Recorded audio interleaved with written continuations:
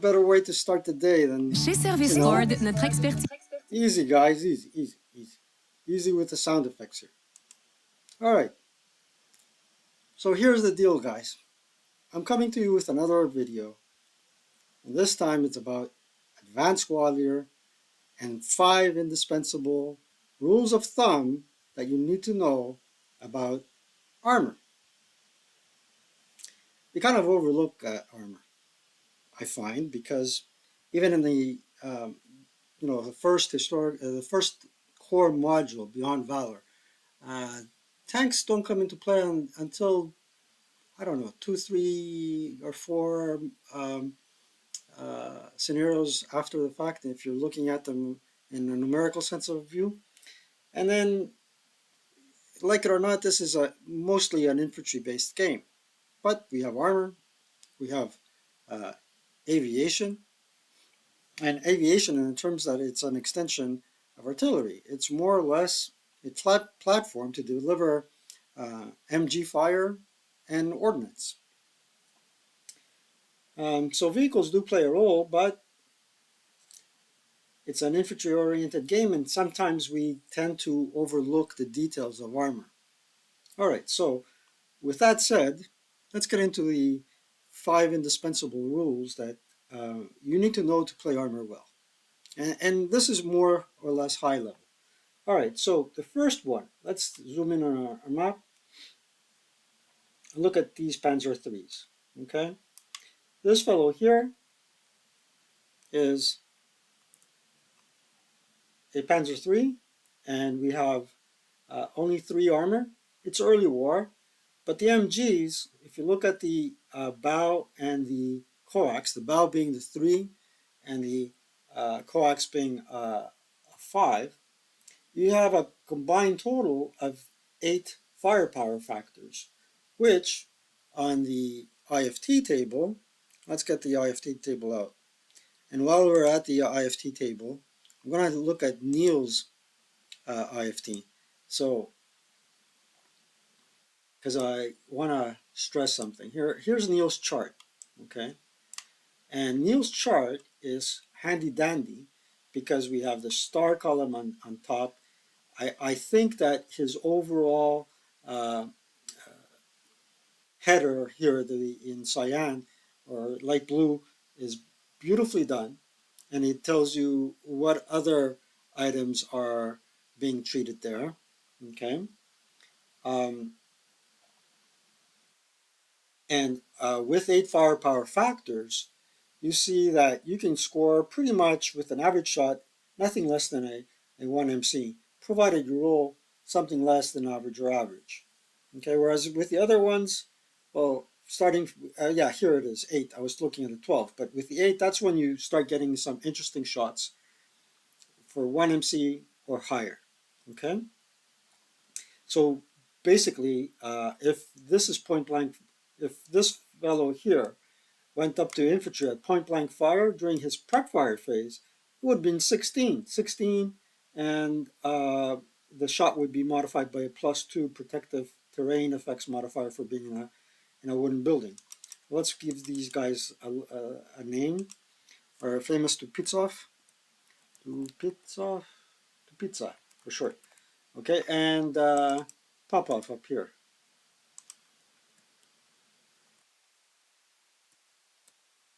Almost every great leader in the Russian army is called Popov, right? So we have minimum 8, even if they moved, and 16 if they have it, just with the MG fire alone. So you know right off the bat that this fellow here is made to be anti-infantry. Whereas with a 50L gun, what does the L stand for? The L stands for a longer range. They will have a better probability to hit than this fellow. So if we go back to the charts, where are the charts? I just dismissed the charts. Oh, there they are. Okay, so when we go back to the charts and we look at ordnance to hit, with an L-type weapon at a range of 13 or more, your basic to hit numbers are 8 and 6. However, because there's an L designation after that, that basic two-hit number is modified by 1. So it's 9 and 7. And the reason why they have that there is because more or less um, they are their aim is to be able to fire at a longer range and get targets hit from far, not in close infantry type fighting. Now, that difference is more evident here with the Allies. Let's put the Allies up here. With the Allies, with American armor, for example, the Sherman, you have a 75 without an L. And then you have a 76 L. Now, which one is made for infantry fighting versus armor fighting? Well, they're both suited for armor versus armor, but the 76L is more suited for armor versus armor than the poor old Sherman with 75. So what happened here was in the early war, where the Shermans went up against the German armor, the Americans quickly found out that the 75 caliber millimeter gun was not able to penetrate German armor. Here we got 18 plus, right? And look, it's a 75 double L with all sorts of MG fire. So they invented this fellow. They pretty much upped the frontal armor, okay? They increased the frontal armor and armor overall, same chassis, but we have a 76L gun meant to take armor targets out at a great distance away from them. So knowing the distinction between one and the other will help you understand which armor you'll use against infantry and which ones you will use against tanks. Okay. Now, the other important rule of thumb that you need to know, we're going on to number 2. Let's put on our thinking caps. And here's the Tennessee Grizzlies. Yeah, we like the Lakers, we like Chicago, we like Boston, but pretty logo. Is armor facing? Great. So let's use our 50L here against that T-34. Here's the covered arc. So basically, this target is in his covered arc. However, he's facing in this direction. The vehicular covered arc is facing in this direction. He has a bow-mounted machine gun for 2 firepower factors. And let's go into our counter tray.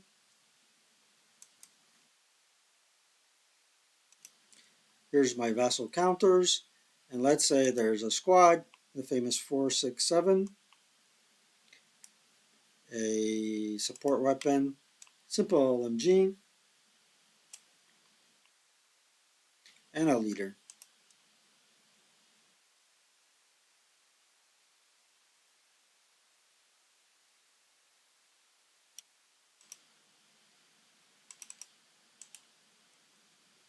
And name him Hans for short. Short of what? I don't know. But let's name him Hans. Now, obviously, the Russian player doesn't want to be flanked by this fellow, so he decided to turn his bow-mounted weapon in this direction, and he put his turret and coaxial machine gun facing this guy. Now, let's say it's his prep fire phase, and he wants to prep fire against him. We count the range, 1, 2, 3, 4. At 4 to 6 hexes, you have a base 10. If you don't believe me, let's see where it is. All right, 2 hit ordnance. So you cross index here, 0 to 6. Vehicular target type is a 10. We use the black because he's a German, right? So it's a base 10, 2 hit. and +1 because he is buttoned up. Okay, so that makes it a 9 to hit. He's not a small or a large target, he's a normal target. So let's roll on the 2-hit roll. And we rolled a hull hit. Now this makes a big difference because first and foremost we did get him. And we rolled a hull hit, which means now if we look at the 50L to kill table, so vehicle to kill, 50L is a 13.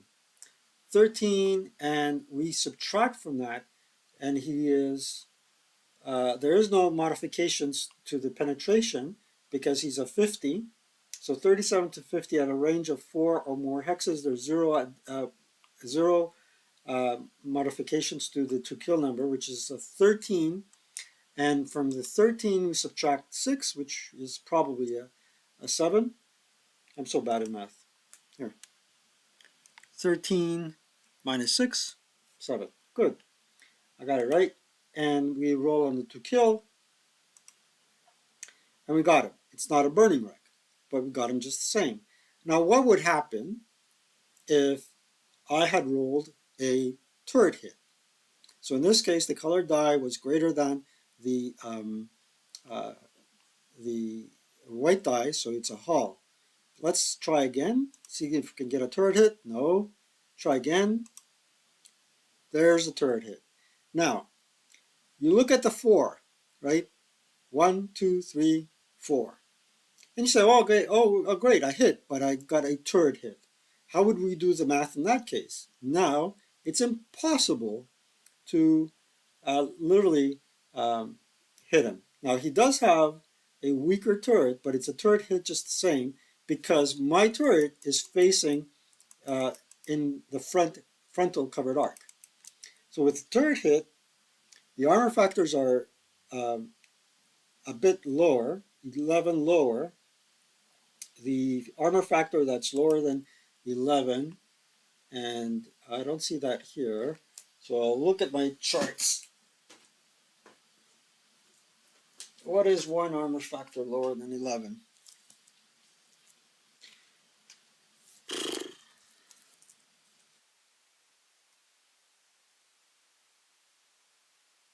It's an 8.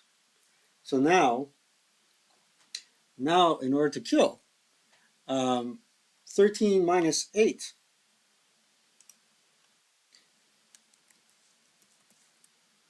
I need a 5 to kill him, as opposed to what I needed before, which was a 7. To kill, I still got him. When I'm doing examples, nothing ever works out my way. Anywho, but the major takeaway here is the way your turret is facing in a situation where your vehicular covered arc is pointing in a different direction than the turret covered arc will ultimately have an impact on whether you're dead or alive. So that was number 2.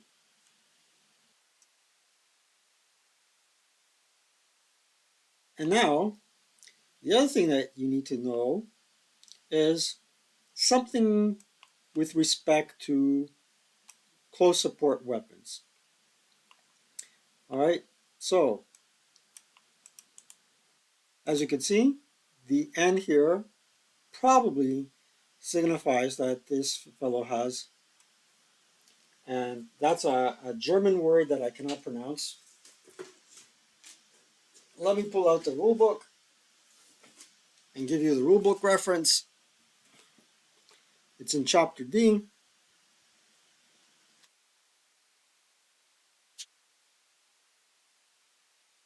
And in the meantime, while I'm looking for that, what I can tell you is what I'm getting at here is know your intrinsic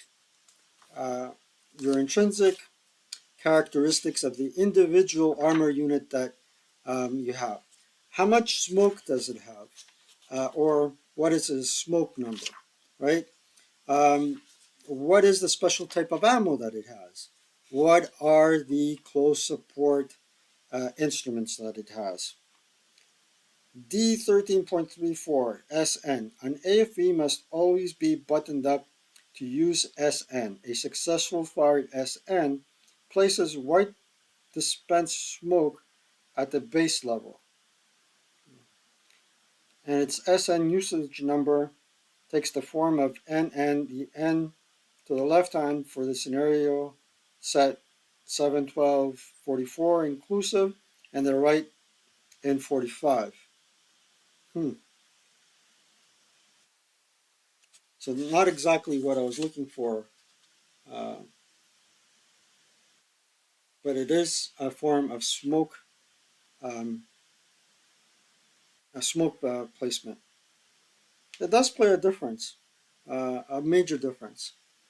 But what I was looking for exactly was the Germans had the ability to fire a grenade uh, out of their tanks as a close combat um, defense weapon.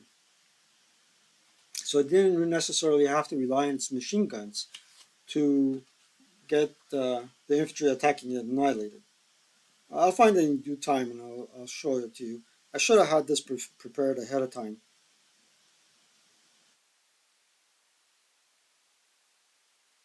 Yeah. So all these things are smoke dischargers. Okay. So for close support weapons, they're indispensable to know. And the other thing you need to know is try and avoid, if you can, street fighting. So street fighting, what it essentially means is you're going down the street, you're caught between two buildings. These guys can pass a, a patsy. So uh, with patsy, it is basically what is it basically? It's a task check to see if you're going to assault the gun. You are able to assault the gun or not. So uh, the leader doesn't need a patsy, but he can use his leadership DRM to modify the role for the squad. So let's do a patsy task check, a 9, and notice, well, this example did come my way. And notice that he passed because we used the leadership DRM to get on the 9. He comes in, oops, with all his might, and the leader as well, and now um, he gets a -1 to his dice roll.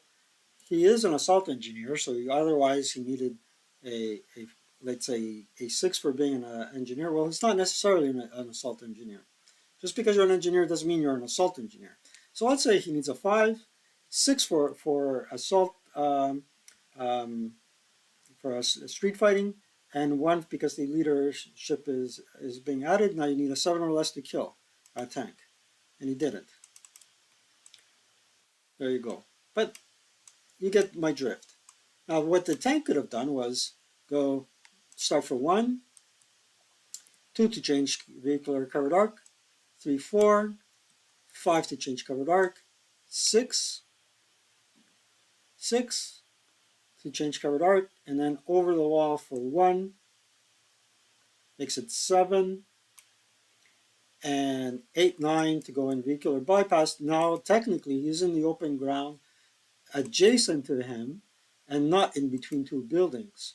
But he can also reaction fire just the same, but they won't get the -1 for street fighting. At least that's how I understand it. Yeah, okay.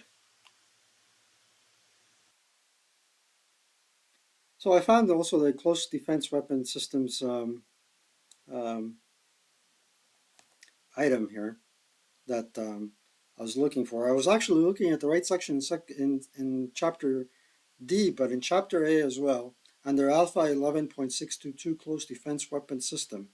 Beginning in July 1944, certain German AFVs are equipped with the close defense anti-personnel projector.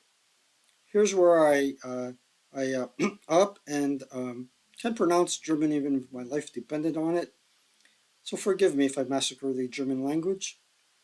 Navertuku die Kunst. and their turret roof. It can be used to make a HE attack on the IFT if the AFE is buttoned up, but only during the close combat phase after the AFE or its personal escort have been attacked in the close combat phase. So that would signify by the SN number. And here, Navertel die Gunswacht. Apologies to the German people who are watching this channel. I'm sorry, but I cannot. Now, speaking of intrinsic characteristics, a while ago, Neil Yulin also produced a video called The Armor Hack about firing special ammunition, where if you equal or exceed the dice roll, it's as if it didn't happen. I think if you exceed the dice roll of the special ammunition, it's as if it didn't happen. Therefore, you get a second shot, and he calls that a hack. I encourage you to search that video out in this channel and watch it. Great. So going back to this example, he's in vehicular bypass. He could stay there and engage in close combat or continue moving, depending on what his objective is. Now, why would he want to continue moving? Suppose this part of the victory conditions is occupying this building. Now, armor cannot control buildings; they can only control hex.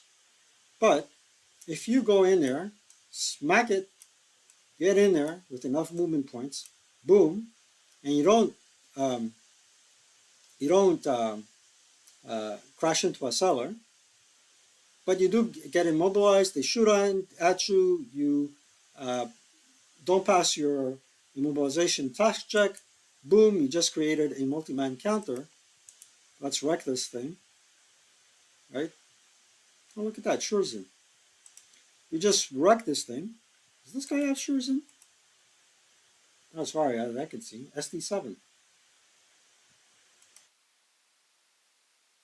That dude had Shurzen. Let's undo that. Do you have Shurzen? There it is, Shurzen. You could have stayed there in close combat. After enduring a close combat attack, you could have attacked back at him. All right, but anyway, going on with our example, let's wreck this dude. Go to our counter, our counter tray. There we go.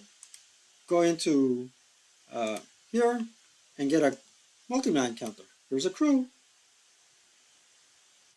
Now, if there's two things that can arise in a particular scenario, and if you know the SSRs, you can work it out to the best of your advantage. Here's my little doodad here. First and foremost, if the SSR does not say vehicles cannot voluntarily abandon, then well, you can't voluntarily abandon the vehicle to get a multi-man counter, so be it. But if you smash the vehicle into a building and it's bogged or immobilized, and subsequently the crew does not pass the immobilization task check, you get yourself a multi-man counter. Now, what other scenario designers have done to avoid this sort of gameplay is that they've also stipulated that the building must be occupied by non-crew counters, by non-vehicular crew counters, because technically a vehicular crew counter is a multi-man counter. So is a half squad. So that's another, I guess, ASL sleaze to write in your handy dandy list of sleaze tactics, if you want to call it that way. I mean, it depends on you. Anywho, now let's go back and get rid of this wreck. Let's say you have another AFE of this nature, and its main armament has been mouthed. Okay, now you can risk repairing this weapon and either getting it repaired or getting it permanently destroyed. If you get it permanently destroyed, then he's subject to recall and he has to get off the map. But there is nothing that says that you must repair your main armament. And why wouldn't you want to? Because basically this fellow here, he is a mobile smoke dispenser. And he can release smoke once per turn, but at the same time, he can also act as a mobile machine gun carrier. With 8 firepower factors, this guy is basically your key anti-infantry source. Now, let's leave the Russians behind and let's go back to our notorious Panther. And we have these dudes here that can basically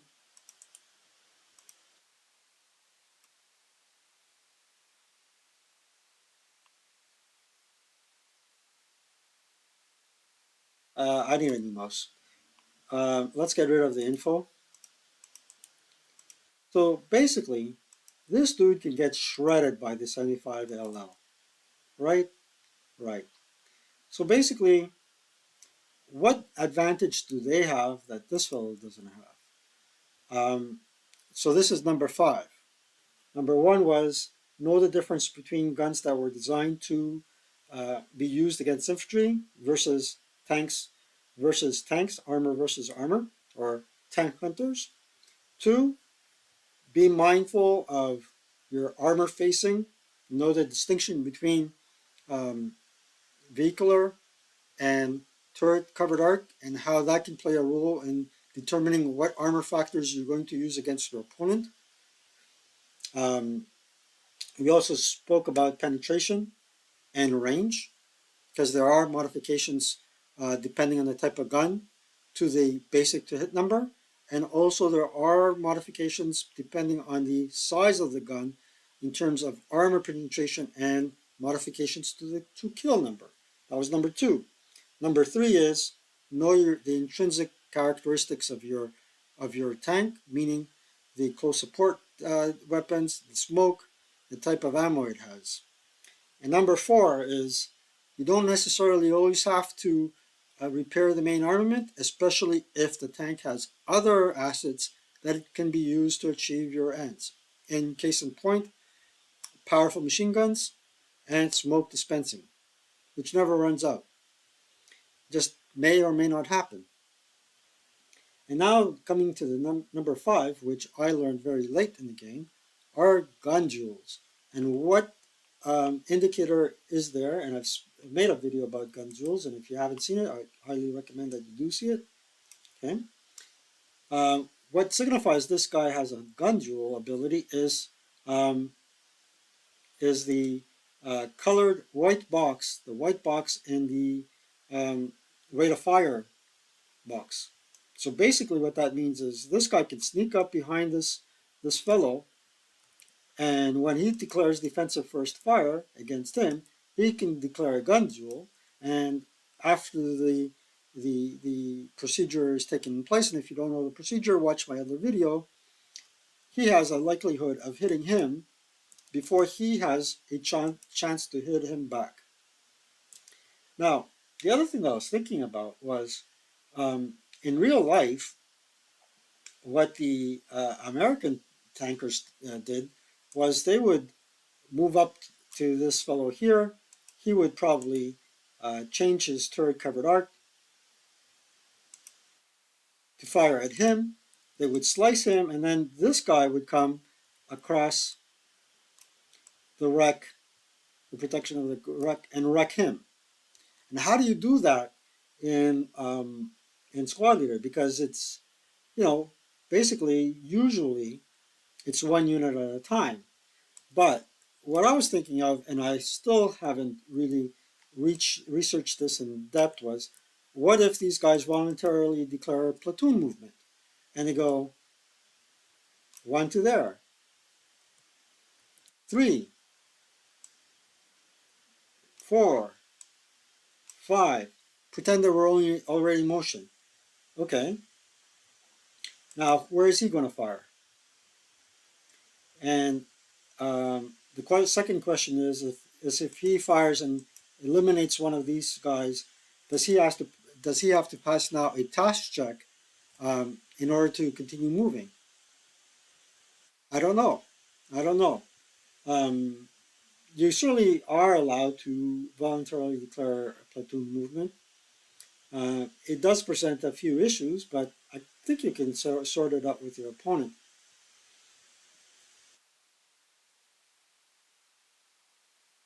And then once this fellow does fire, if he doesn't get right, he gets wrecked. Something to think about. But my last point is gun duels are indispensable in this game, especially light war, especially when you have a a tank with a gyroscope. Well, gyroscope doesn't count in gun duels. But anywho, that's pretty much it, guys, with respect to this video. Again, I'd like to thank you all for supporting this channel, those of you that have been here since the beginning, and those of you that are new. I thank you all for watching and taking time to watch my videos. Um, with respect to negative comments, I've said enough on that topic, and I won't dwell on it too much. Um, what else can I say about that? Basically, all I'm saying is, guys, be careful because um, online platforms, they are free, but they're not entirely free. Uh, they do collect data, and they do have an AI bot that looks at whether or not you are following the community guidelines. And if you're not, they will, and sometimes unjustly, limit your ability to access these platforms. And I had an acquaintance that literally got himself booted off of Facebook for saying things that were, they were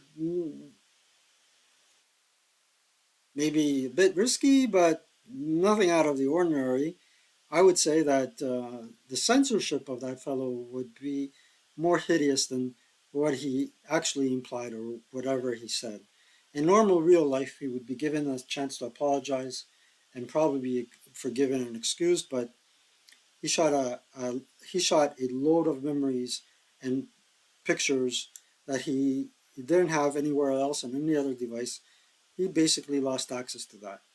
So do be careful. Um, and and do your best to be kind to everyone, like Dan says. Um, lately, I did have a negative comment, and I'll address it very politely. And going back to what I said about the bot and about finding people that are not within community guidelines, I had two. I discovered this rather late. I had two comments that were flagged as spam for my review, unbeknown to me. One of them was from Wardy Robe, and all this fellow said was, "Thank you." And I got to thank you back, uh, Todd, for inspiring me to go on YouTube. Your videos were inspirational. That was the first YouTube video that I saw that there was proof that there was another war gamer out there in the real world that loved the same games as I was from Wardy Robe, aka Todd. Now, I think he's somewhere in the Midwest. Um, mid mid Midwestern United States. I'm not too sure, but I thank you back, buddy. And I'm sorry I didn't see that that comment was inadvertently sent to a potential spam filter. I was not aware of it. And for those of you that do not find this channel user friendly to uh, newbies, that I mumble and my audio is not too clear enough, or the resolution is not 4K, my apologies, but I do these videos on my own account, at my own cost, and I do the best I can with what I have. And I'm not going to invest an arm and a leg in these technologies because that's not my day job, first and foremost. And this is just an extension of my hobby. If you do want a better quality channel with, I guess, more user-friendly videos, I highly recommend Neil Ewan's channel because Neil, by trade, is an instructor. He has invested quite outright in all the technology that you need to produce great videos. He does take the time to edit his videos, much more time than I do, which is next to zero. And he's very focused on advanced squad leader. And myself, I am not too focused as an advanced squad leader. Now, the best way to use my site is basically go to the playlist and look up what you want. If you're coming here for taxation, I have a few videos that are about Canadian tax. You can watch those. I have some videos on computer historical gaming. You can watch those. And squad leader, I divide them between ETO, PTO. I haven't done ETO yet. I haven't done seaborne invasions yet. I've done some airborne.